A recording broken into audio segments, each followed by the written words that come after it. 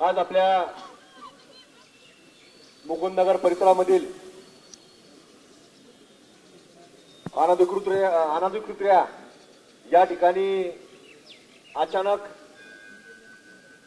निर्माण केल्या गेलेल्या या तडग्याच्या विरोधामध्ये ते काढण्याकरता आज आपल्या सकल हिंदू समाजाच्या वतीनं या मोर्चाचं आयोजन करण्यात आलं। त्या मोर्चाच्या निमित्तानं आपल्याला संबोधित करण्याकरता उपस्थित असणारे योगेश अण्णा, त्याचप्रमाणे ज्यांनी आता आपलं मनोगत व्यक्त केलं अशा डाळेताई, त्याचप्रमाणे हेमंगीताई व अहिल्यानगर मधून श्रीरामपूर परिसरातनं आपलं संपूर्ण जीवन ज्यांनी धर्म कार्याकरता समर्पित केलं असे सागर भाऊबेग, उपस्थित असणारे सर्व या कामाकरता ज्यांनी आज त्यांची उपस्थिती दर्शवून हे अनधिकृत तडगं काढण्याकरता जे सहभागी झालेत असे तमाम आमचे हिंदू माता भगिनी, सर्व आमचे पत्रकार बांधव, पत्रकार भगिनी व सर्व उपस्थित असणारा महाराष्ट्रामधील आपला काकी वर्दीमध्ये उपस्थित असणारा आपला सर्व पोलीस सहकारी बंधू भगिनी, थोडं अण्णा आता पाऊस आल्यामुळे थोडा विस्कळीतपणा झाला,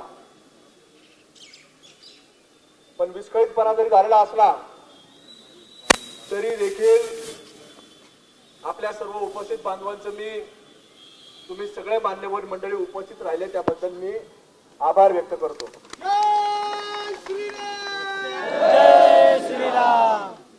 प्रश्न ज्वलंत आहे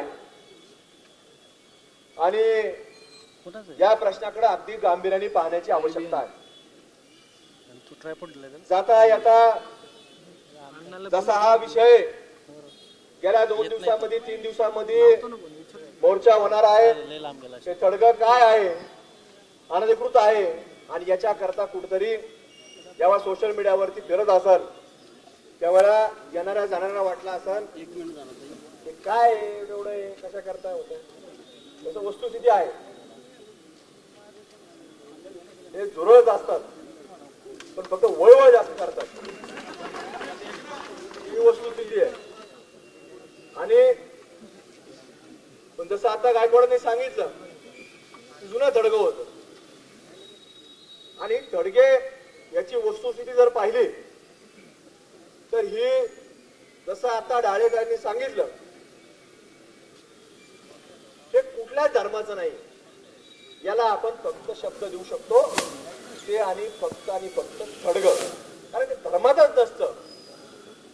कारण की जसं ताईंनी सांगितलं की जसं आपल्याला हिंदू धर्मामध्ये किंवा आपल्या संस्कृतीमध्ये आपल्याला कुठंतरी ज्यावेळेला मंदिर असतं, छोटं असतो, एखादा मुजोबाचं असलं काय असलं, आपले पिढ्यात त्याला पूजा अर्चा करणारे लोक असतात, पण ते आपल्या धर्मामध्ये सांगितलेलं आहे ज्यावेळेला आपण कुठल्याही नवीन मंदिरामध्ये जीर्णोद्धार करतो, मूर्ती जर काही खराब झाली असेल त्याचा जीर्णोद्धार करायचा असेल, मूर्तीची नवीन प्राण प्रतिष्ठापना आपण ज्यावेळेला करतो त्यावेळेला आपल्याला बाल ब्रह्मचारी लोक बोलून आपल्या त्याची विधिवत पूजा अर्चा करून ते करावं लागतं। कारण की ही जी परंपरा आपण पुढं घेऊन जातो ही आपल्याला आपल्या धर्मग्रंथामध्ये सांगितलेली आहे, वेद पुराणामध्ये सांगितलेले आहे आणि विशेषतः सनातन हिंदू धर्मामध्ये सगळ्या गोष्टी सांगितलेल्या आहेत। पण हे जे तडग्याचा विषय आहे हा त्यांच्या कुठल्याही धर्मग्रंथामध्ये नाही, तरी देखील कुठेतरी फक्त गायकवाड साहेबांसारख्या लोकांना त्रास द्यायचा आणि तिथं कुठेतरी आपल्याला नवीन काहीतरी दुकान चालू करायचं हा त्याच्या मागचा उद्देश असतो। आणि म्हणून त्याच्याकरता आज एवढ्या मोठ्या संख्येने सगळ्या आपल्या सकल हिंदू समाजाच्या लोकांना एकत्र यावं लागलं आणि एकत्र येऊन आपल्याला कुठेतरी याच्याकरता संघर्ष करावा लागतो। आणि प्रशासन हे आपल्याला कुठंतरी सांगतंय की असं करू नका तसं करू नका, पण प्रशासनाने आम्हाला सांगण्यापेक्षा जर हा मोर्चा ठरलेला होता, तो विषय आपल्या सर्वांना ज्ञात होता, तर जर ते थडगं अनधिकृत आहे, त्याच्या कुठल्याही प्रकारे नोंद नाही, तर हे मोर्चा जाहीर झाल्याबरोबर आपल्या निदर्शनास आल्याबरोबर हे तुमच्याकडनं प्रशासनाकडं हे काढणं अपेक्षित होतं, ना की आम्हाला या ठिकाणी रोखणं अपेक्षित होतं. आज कुठंतरी एक सकल हिंदू समाज हा सातत्याने संयमाची भूमिका घेतो. एकदा नाही 4 वेळेला 10 वेळा तुमच्याकडे निवेदन देतो की हे अनधिकृत तडगे अनधिकृत जे काय असतील ते काढले गेले पाहिजेत, पण त्याच्यावरती आज प्रशासन कुठल्याही प्रकारे विचार करत नाही. पण त्याच्याकरता आज अशा स्वरूपामध्ये आता मला एक आमच्या पत्रकार बांधवाने विचारलं, यवतचं अमुक झालं तमुक झालं. अरे यवतचं तुम्ही घडलं काय, तुम्ही विचारलं का?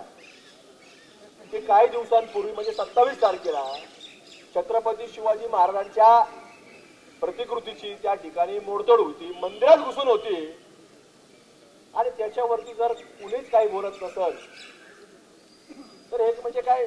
हा महाराष्ट्र आहे, हा भारत देश आहे, आणि हा महाराष्ट्र कुणी निर्माण केलाय?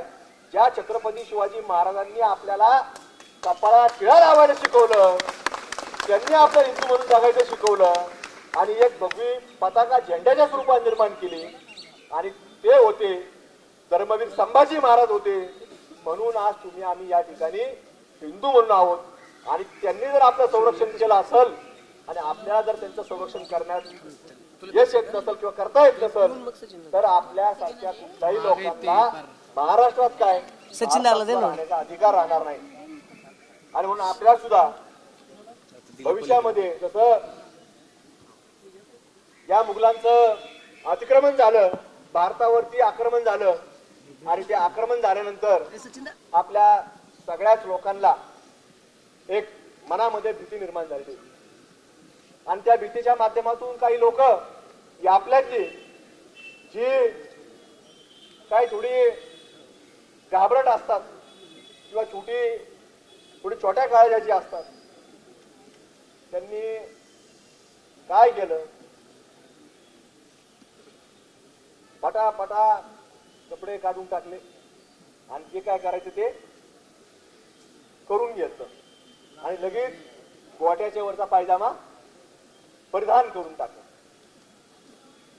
आणि मग तो पायजामा घातल्यानंतर ती वंशावळ पुढे वाढत आली. वंशावळ ती काय आपली राहिलीच नाही. आणि आज आपल्याशी भांडणारा जो वर्ग आहे तो मुळात त्याचा जर इतिहास पाहिला, आता कोणीतरी म्हणलं की शिवकालीन आहे का नाही, ते तडगा शिवकालीन नोंद आहे का नाही? अहो जे लोक आज तिथे बसलेत हे त्यांचाच इतिहास काढला, त्यांच्या पंजोबा कापर पंजोबात हिंदू निघणारे तुम्हाला मी आज सांगतो. यांचे पंजोबा कापर पंजोबात, यांचे पंजोबा कापर पंजोबांनी हे कपडे बदलून तुम्हाला सांगतो त्यांनी धर्मांतर केलं. म्हणून हा इतिहास त्यांना माहिती नसतो. हा इतिहास त्यांना सांगितला पाहिजे की तुम्ही कोण आहात. आणि जसं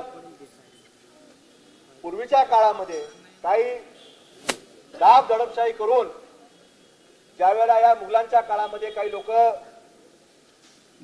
धर्मांतर ज्यांनी केलं होतं, पण काही लोकांना पुन्हा छत्रपती शिवाजी महाराजांच्या शरणात त्यांनी आल्यानंतर छत्रपती शिवाजी महाराजांनी देखील त्यांची विधिवत पूजा करून त्यांचा व्यवस्थितरित्या त्यांना पुन्हा घर वापसी केलेली, हिंदू केलेला आहे. तसं तुम्ही देखील त्यांना प्रबोधन करा आणि त्यांना सांगा की तुमची आम्ही घर वापसी करतो, पुन्हा आम्ही ते विषय घेणार नाही, आणि ते काढायचं नसल तर तुम्हाला सांगतो त्याला नाथांचं ठाणं हे आपलं डिक्लेअर करून टाका. जसं पाथर्डीमध्ये त्या जवखेड्यामध्ये आम्ही गेलो, तिथंही असाच प्रकार होता साहेब, तुम्हाला आम्ही सांगतो. सागर भाई आम्ही तिथं गेलो, तिथं दर गुरुवारी आपले लोक आरती करायचे, आणि नंतर त्यांचा कुठला आंघोळीचा वार असेल त्या आंघोळीच्या वारी ते लोक जायचे. मला काय माहिती नाही, मी काय तिथे अभ्यास करतो.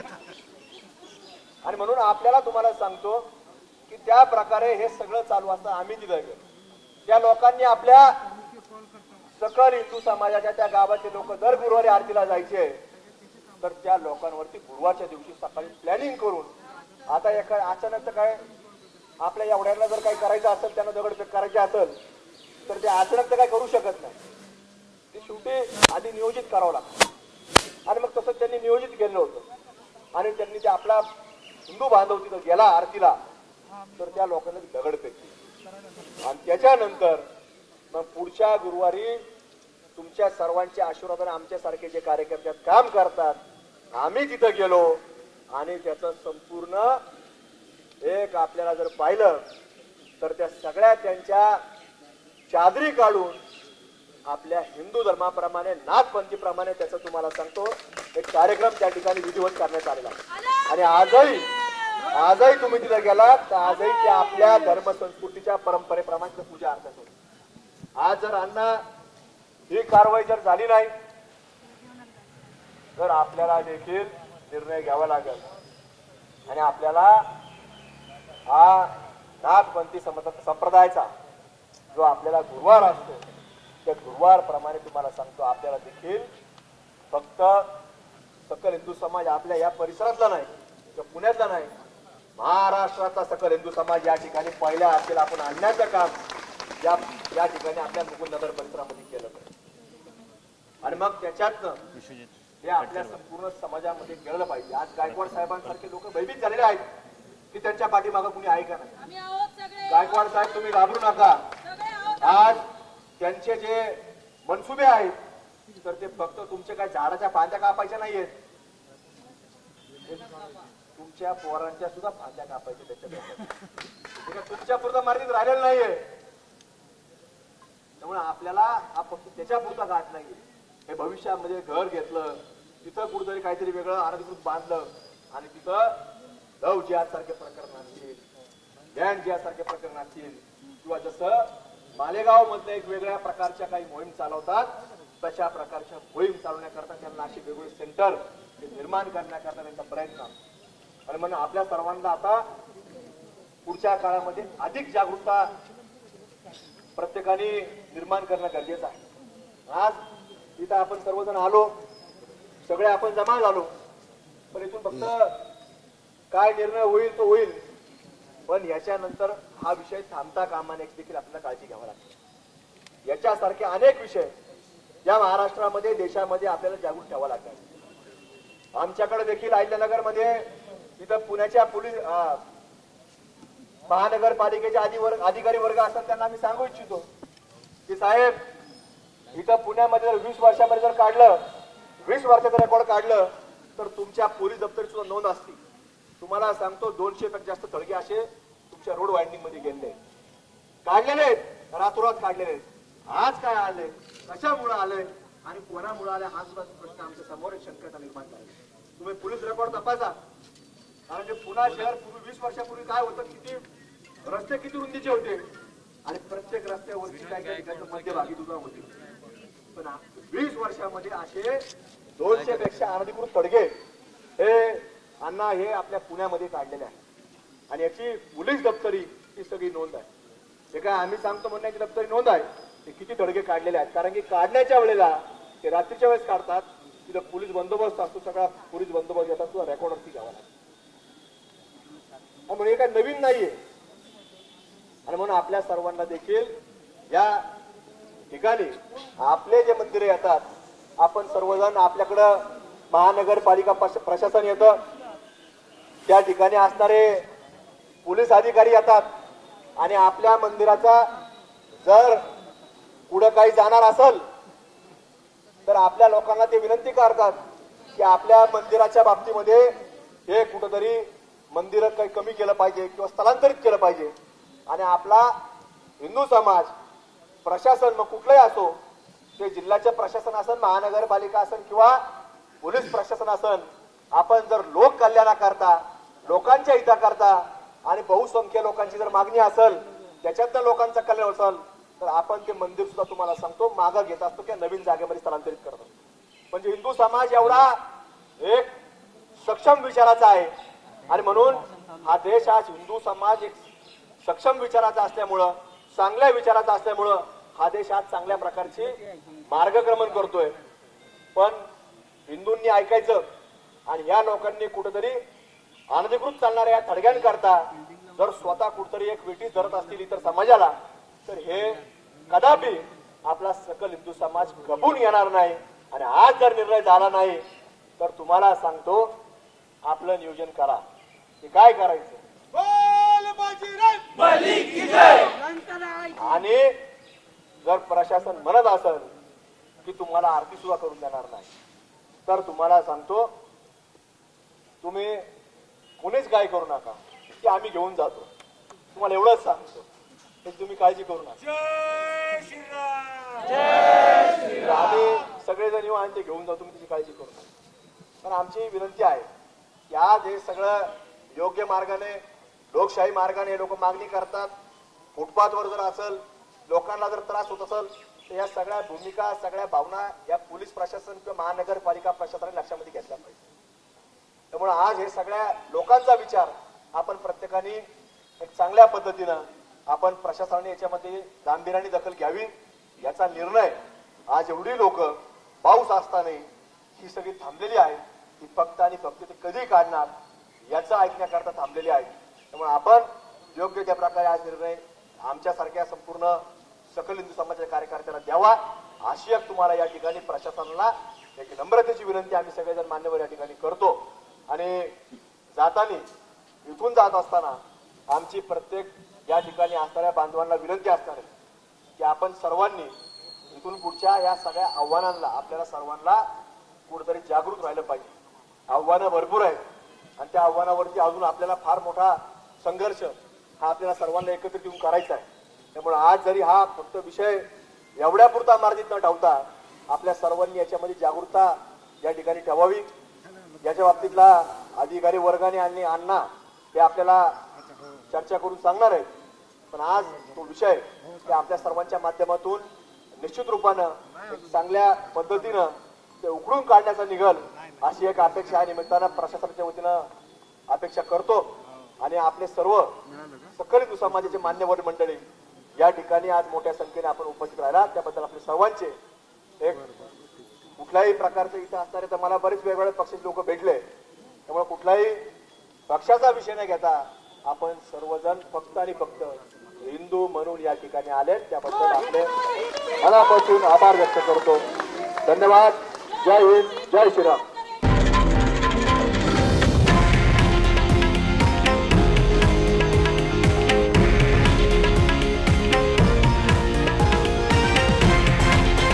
हे आहे देशातील नंबर 1 न्यूज नेटवर्क आणि आपण पाहत आहात TV9 मराठी, एकमेव.